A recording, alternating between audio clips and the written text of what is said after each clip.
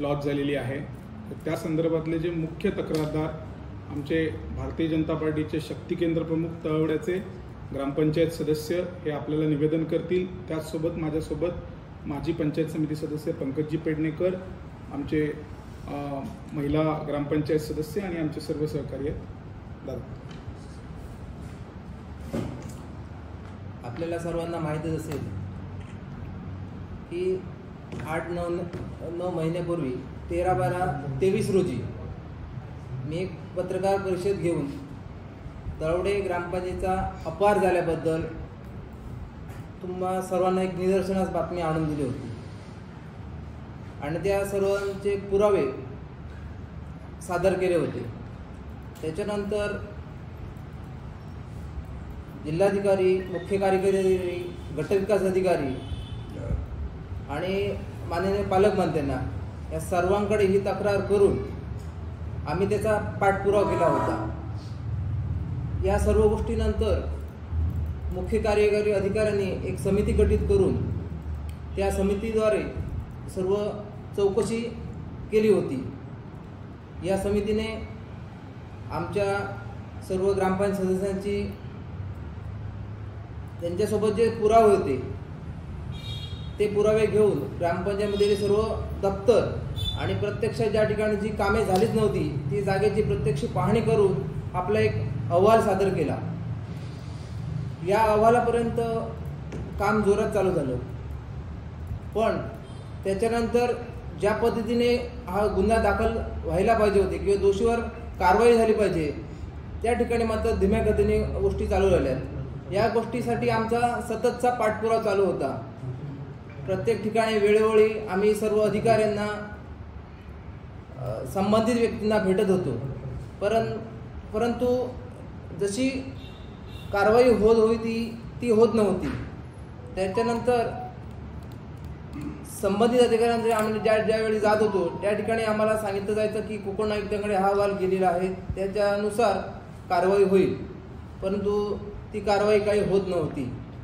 आम्ही संबंधित पोलीस विभागाला भेटलो, त्यांच्यानी सांगितलं की आम्हाला जे विशेष लेखापरीक्षण पाहिजे आहे ते भेटल्यानंतरच आम्ही सदरची FIR किंवा गुन्हा दाखल करून घेऊ। परंतु या घटना करीत असताना आमच्या गावाची मात्र अपरिध हानी होत होती।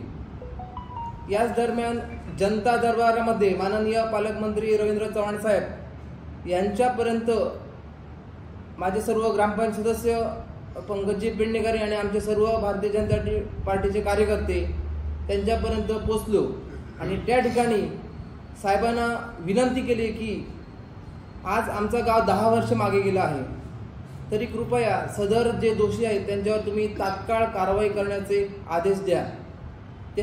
त्या पालकमंत्री महोदयांनी सर्व घटना ऐकून घेतल्यानंतर सदर पोलीस विभागाला हा गुन्हा दाखल आजच्या आज व्हायला पाहिजे असे आदेश दिले। आमच्यासोबत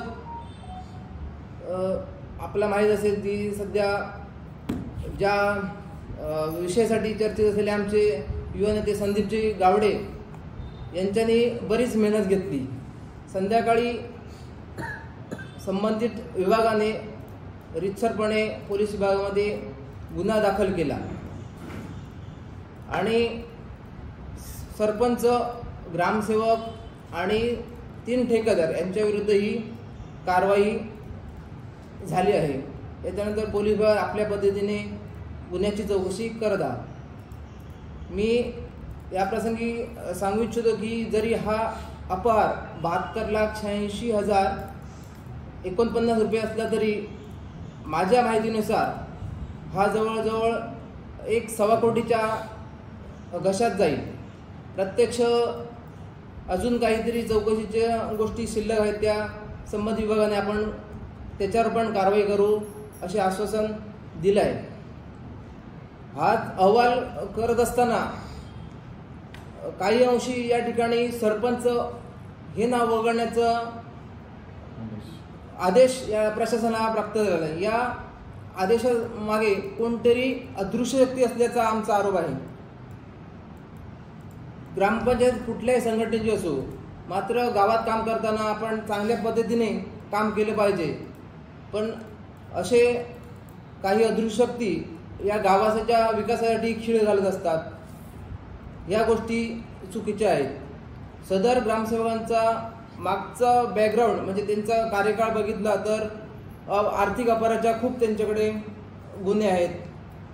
ही गोष्ट लक्षात आल्यानंतर ज्यावेळी आम्ही सदर ग्रामसेवक आमच्याकडे येण्याचं ठरलं त्यावेळी या गोष्टीला आम्ही विरोध केला होता की सदर ग्रामसेवक आमच्याकडे नको. तरी तत्कालीन त्यावेळच्या ज्या संघटनेची आमच्याकडे सत्ता होती त्यांनी आमचा विरोध डावलून सदर ग्रामसेवक आपल्या ठिकाणी आणला आणि त्याचं आम्ही एक आदर्श म्हणजे सत्कार वगैरे त्याचा करून या ठिकाणी विजयवन केलं. आमचा उद्देश हाच होता की जे सरपंच होते ते नवीन होते, महिला होती, त्याच्यामुळे अपराच्या गोष्टी नक्की घडू शकल्याचा हाच आमचा एक उद्देश होता. गावाचा पैसा हा अपराध जाणार होता, त्यामुळे या गोष्टीसाठी आम्ही हा विरोध केला होता. यानंतर आता जी कारवाई झाली आहे ती आमचे पालकमंत्री रवींद्र चव्हाण साहेब यांच्या माध्यमातून निश्चित त्यांनी एक चांगली भूमिका घेऊन सदर गोष्टीचा पाठपुरावा केला. निश्चित आम्ही त्यांचे आभार मानतो. हे सतत गोष्टी करत असताना आम्हाला माननीय आमदार नितेश राणे, माजी आमदार राजन तेली आणि आमचे भाजपाचे युवा नेते संदीपजी गावडे यांनी मुलाचं सहकार्य केलं. निश्चित आम्ही त्यांचे विशेष आभार मानतो. त्याच संदर्भात सकाळी तुमचं वेगळं म्हणणं आहे. तुम्ही म्हणताय की सरपंचावर दबाव आणला, म्हणजे सरपंच नाव वगळण्यासाठी कोणीतरी दबाव आणला, तो नेमका झालेला कोण? पण त्याच्यावर गुन्हा दाखल झाला ना सरपंचावर की नाही झाला? मी सांग उत्तर देतो. 72,81,076 रुपयाचा हा अपार झालेला आहे, फौजदारी गुन्हा दाखल झालेला आहे. आता इतके दिवस हे जे भ्रष्टाचारी सरपंच आणि तो ग्रामसेवक किंवा जे ठेकेदार होते ह्यांना आता यांनी सांगितलं कुठल्या तरी अदृश्य शक्तीने त्यांना पाठीशी घातलं. माझा आरोप आहे की इकडचे आमदार दीपक केसरकर हे त्यांना छुप्या पद्धतीने मदत करत होते. आणि फक्त इथेच असं नाही, भारतीय जनता पार्टीचे जिथे जिथे सरपंच आहेत, कार्यकर्त्यांची चांगली फळी आहे, तिथे त्यांना त्रास देण्याचं काम हे जाणून बुजून केलं जातं.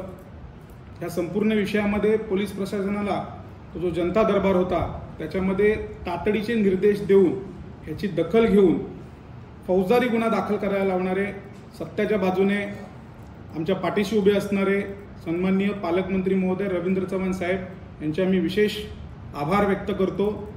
आणि त्यांच्यामुळे हा संपूर्ण जे आता तक्रारदार आहेत, दादा परब असतील, बाळा जाधव असतील, शंकर सावंत असतील आणि संपूर्ण आमची तळवडे भाजपची टीम, हा त्यांचा एक विजय आहे असं मी समजतो. गंभीर पद्धतीचे गुन्हे त्यांनी दाखल केलेले आहेत. 409 सारखे गुन्हे दाखल केलेले आहेत.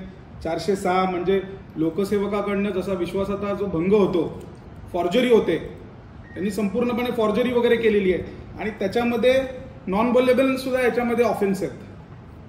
संपूर्णपणे एक विशेष घोटाळा करण्याचा दृष्टिकोन समोर ठेवून ऑर्गनाइज कमिटेड क्राईम केलेला आहे हा. आणि आम्ही एवढंच सांगू इच्छितो की भारतीय जनता पार्टी तळवड्याच्या माध्यमातून जनसेवेची ही जी कामं आहे ही सुरू राहतील. आणि ह्या आरोपींना त्यांच्यावरचे आरोप सिद्ध करून, त्यांच्यावरचा गुन्हा सिद्ध करून त्यांना जेलमध्ये पाठवल्याशिवाय आम्ही राहणार नाही. धन्यवाद. सिंधुदुर्ग जिल्ह्याचे पालकमंत्री ग्रामपंचायत आहेत ना आपल्याकडे ग्रामीण भागात, की जो ग्रामसेवक असतो म्हणजे त्याला भाऊ म्हणतात, म्हणजे भाऊ काय सांगेल ते.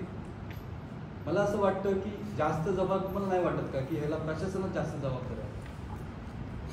तुम्हाला आपल्या जिल्ह्याला फार मोठी परंपरा आहे. विश्वास हा एक सर्वात महत्त्वाचा घटक आहे आपल्या पूर्ण दैनंदिन जीवनामध्ये. अनेक चांगले ग्रामसेवक ह्या तालुक्यामध्ये, जिल्ह्यामध्ये होऊन गेले. त्या प्रथेला काळीमा फासण्याचा हा एक प्रकार आहे. जर हे प्रकरण आत्ता नाही ना दाबलं तर अनेक चुकीची प्रकरणं ही भविष्यात घडतील. आणि त्याच्यामुळे जे जिल्ह्याचं, तालुक्याचं जे काही नुकसान होईल ना ते कधीही न भरून काढ. आता यांनी सांगितलं 10 वर्ष फुकट गेली. तांबेकडून ग्रामसेवक आहेत ना, त्याच्या आधी पण रामदेव तांबे नामक हा कोण ग्रामसेवक आहे, त्याच्या आतापर्यंत जवळजवळ 3 ते 4 ग्रामपंचायतीमध्ये त्याने अपहार केलेला आहे. त्याच्यावर पंकज नंतर कानात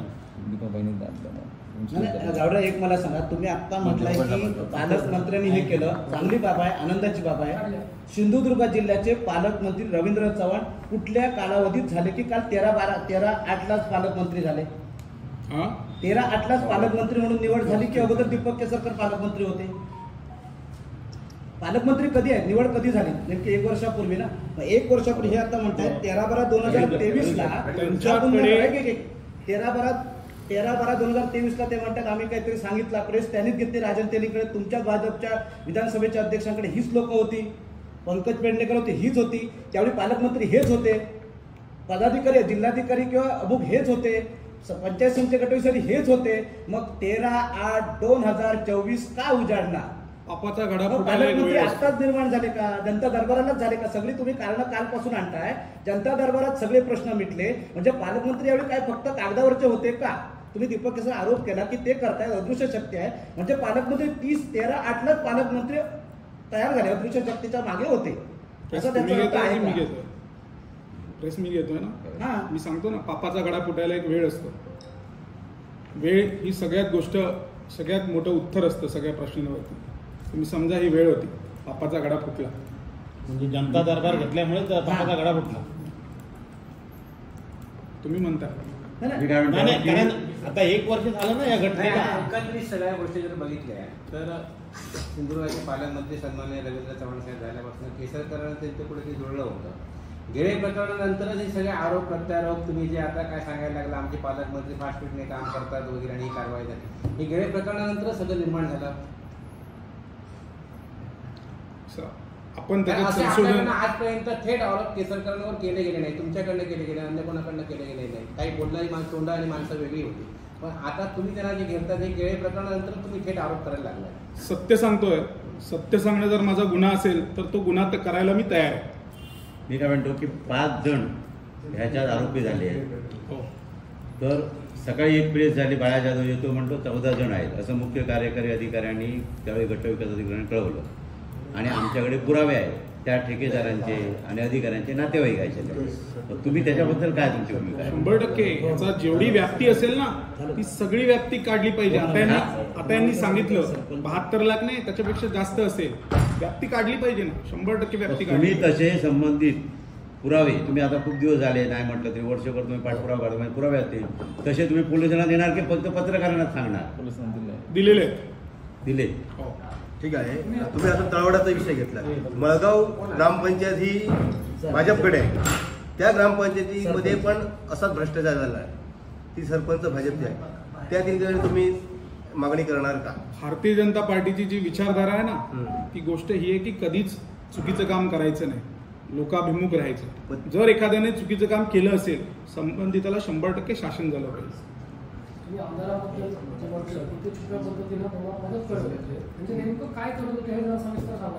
आमचे सहकारी आहेत, त्यांनी ते सांगितलं नेमकं काय करत होते, त्यांनी सांगितलं. पण हे सरपंच त्यांच्या गटाचे होते का? सुरुवातीला त्यांच्या गटाचे होते का? शिवसेना त्यांनी काय केलं, त्यांनी सांगितलं मी उपोषणाला बसलो, साहेब मी उपोषणाला नोटीस दिली, उपोषणाची नोटीस दिली आणि परत पालकमंत्र्यांच्या दरबारात हे प्रकरण ठेवलं होतं आणि पालकमंत्र्यांनी निर्देश दिले. मला सकाळी वेळ नव्हता, मी त्यांना सांगितलं की आपण 100% ते करा. ह्या सगळ्या प्रकरणात शंकर सावंत फिर्यादी आहे. हो गावडे साहेब, तुम्ही आता काय अजून विषय? दोन मिनिटं. दानापुरातला आणि पंकज पेडणेकरांना मी त्यावेळी विचारलेला, आता असा प्रश्न आहे की जर हा साहित्याचा घोटाळा 72 लाखाचा म्हणजे मोठा आहे, म्हणजे पेडणेकर साहेब तुम्ही सदस्य होताय पंचायत समितीला, साहित्याच्या खरेदी करताना ग्रामपंचायत मासिक सभेत आणि ग्रामसभेमध्ये हा ठराव घ्यावा लागतो, ही तरी वस्तुस्थिती आहे, म्हणजे घ्यावा लागतो. त्यावेळी भाजपची आता दिसलेली मागणी गेले होते, मग हा कसा काय झाला म्हणजे पुन्हा त्याच्यावर सांग कसा, म्हणजे तुमची एकमताने झाला नाही का? एक सेकंड, फक्त साहित्य घेताना नाही झालाय हा विषय. इथे मेन्शन आहे तळेवडे गडगेवाडी रस्ता कॉन्क्रिटीकरण करणे, पैसे काढले, काम नव्हता, MB रेकॉर्ड नाही 1,20,00,000 जवळपास होणारा भ्रष्टाचार तोपर्यंत हे सदस्य झोपले होते की काय? 1,20,00,000 एकाच वेळी झाला नाही, एकाच दिवशी झाला नाही. त्यामुळे हे माजी सभापती हे अभ्यासू आहेत, हे काय करत होते? साहेब गावडे साहेब, याच्या मागे तुम्ही सरपंच आणि ग्रामसेवकच म्हणता, 3 ठेकेदार म्हणता, मग पंचायत समितीचे जे काही अधिकारी आहेत 100% सर्वांवर कारवाई केली. रेकॉर्ड वगैरे सगळं करतात, ते बिलं काढण्याचं हे करतात, मग त्यांच्यावर का गुन्हा दाखल झाला त्यांचे नाही? नातेवाईक म्हणजे ते कोण होते, नाही. कोण ट्रॅफिक देणार आहे? MB रेकॉर्ड न करता पैसे वळवले गेले, म्हणजे किती मोठं पाप आहे ते बघा. तुम्ही म्हणजे आता झालं नाही, एका महिन्याचा चमत्कार नाही आहे हा. बरोबर आहे. ऐको सभापती तुमच्या पण दणकट माणसं असलेले होतं काय, मग सर्वसामान्य काम एवढे दिवस एवढे भाजपचे पदाधिकारी होते, त्या ग्रामपंचायतीमध्ये तुमचे सदस्य आहेत, त्यांनी कुठे उठाव केला नाही त्यावेळी? तुम्ही जे बोलताय ना, तुम्ही जे बोलताय ना तेच आम्ही बोलतोय की 1-1 वर्ष का लागलं, तेच माझं म्हणणं आहे. तेच आमचं म्हणणं आहे. म्हणजे तुम्ही आम्ही एकच आहोत. असं साहेब, तुम्ही पालकमंत्री 2.5 वर्ष आहेत, 2.5 वर्ष आहे. 2.5 वर्ष पालकमंत्र्यांना राजनतेली सांगत होते की नाही, की तुम्ही सांगत होता की नाही, वेळच मिळाला नाही बघायला. काय म्हणता? पालकमंत्री 2.5 वर्ष आहेत, वेळच मिळाला नाही 2.5 वर्षात. पापाचा गडा फुटायला वेळ लागतो. असं नसतं काय, राजकीय दृष्ट्या ठीक आहे. भ्रष्टाचारी विरोधी सरकार आहे, भ्ष्टाचार चालत नाही आणि त्याच सरकारचे मंत्री भ्रष्टाचाराला कुठेतरी छुपा पाठिंबा देतात असं तुमचं मत आहे, तर भाजप म्हणून त्यांच्या विरोधात तुमची भूमिका काय असेल? सांगितली माझी भूमिका. माझा स्पष्ट आरोप आहे, भारतीय जनता पार्टीचे जिथे जिथे कार्यकर्त्यांची फळी आहे, सरपंच आहे, तिथे तिथे त्यांना त्रास देण्याचं काम केलं जातं. नाही, तुम्ही एक गंभीर आरोप आत्ताही परत करताय दुसऱ्यांदा की भाजपचे जिथे जिथे ग्रामपंचायत आहेत, म्हणजे तळवड्यापासून सगळ्यात, तिथे तुम्ही नावही घेतलाय. राज्याचे शिक्षण मंत्री दीपक केसरकर जाच करत होते, त्रास देत होते या सगळ्याला. जाच आपण जाच करत होते आणि त्यामुळे भाजपच्या लोकांना मग त्यांनी असा एक आकडा दिला आपल्या वाढदिवसाच्या अगोदर, तळवडे ग्रामपंचायत असेल आणि तुमची मळगाव असेल, त्याच्यात जवळपास कोटी रुपये चांदा बांधा योजनेतून कामं दिल्याचं, म्हणजे दोडामार्ग असेल, सावंतवाडी असेल, वेंगुर्ला म्हणजे विधानसभा मताचं, ही कामं देताना केसरकर या सरपंचांना किंवा तुमच्या बॉडीला वाटले नाहीत का जात देतात, त्रास देतात असं, म्हणजे तुम्ही आरोप केला म्हणून विचारता? मला नाही माहिती कुठे दिले. धन्यवाद.